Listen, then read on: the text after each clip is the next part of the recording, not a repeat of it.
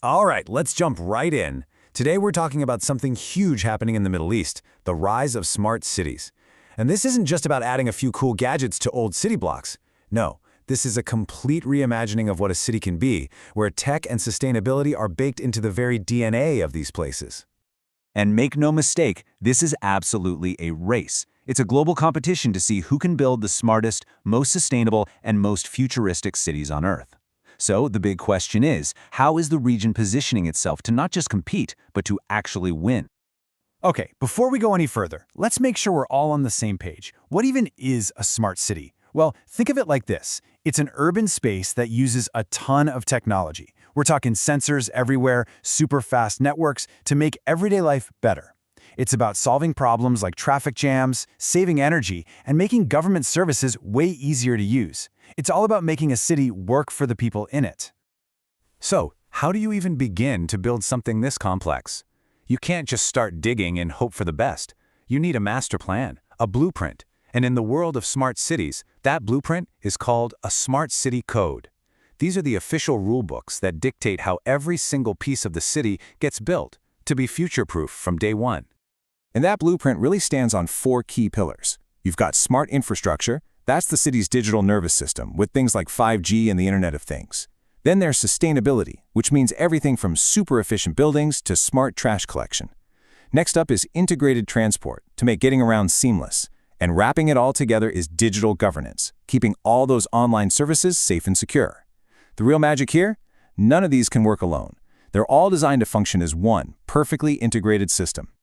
Okay, so we've seen the blueprint. Now let's look at the leaders who are actually building these things. The Middle East is a serious hotspot for this kind of innovation. But what's really fascinating is that different countries are taking very different paths to get to that same future. You can really see three unique playbooks right here. Over in Saudi Arabia, they are swinging for the fences with these incredible, almost sci-fi projects like NEOM, betting big on AI and clean energy. Then you have the UAE, which is taking a more systematic approach with Smart Dubai, weaving blockchain into government and setting the standard for smart buildings. And Qatar, building on its World Cup legacy, is turning Lusail City into a showcase for smart transportation. So you see, they're not just building cities, they're creating unique specialties on the world stage. Now, this next part is a really important distinction. It's one thing to write a really impressive rulebook, that Smart City Code, but it's a totally different thing to see if those rules are actually working in the real world. This is where we get into the rules versus the results. Here's the easiest way to think about it. The Smart City Code is the blueprint. It sets the goals. It says, for example, all new buildings must use renewable energy. But the key performance indicators, the KPIs, that's the report card. It measures what actually happened. It tells you, okay, the city is now running on 45% renewable energy. One is the ambition, the other is the proof. So we've covered the grand plans, the key players, and how they're measuring success. But let's bring this back down to earth. What does all of this mean for you? Well, simply put, it means opportunity. A massive, once-in-a-generation opportunity to actually get involved. And let me be really direct here. Building these cities of the future requires a whole new kind of workforce. It's not just for the dreamers and the architects. To make this happen, a whole range of technical and administrative skills are now an absolute must-have. There is a huge demand, right now, for people who get this. So, consider this your personal roadmap. If you want in, you've got to know how to manage these incredibly complex projects.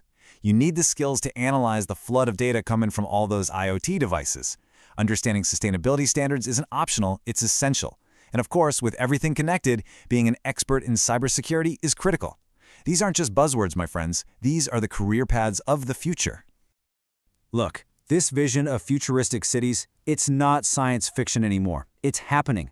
The concrete is being poured and the code is being written as we speak.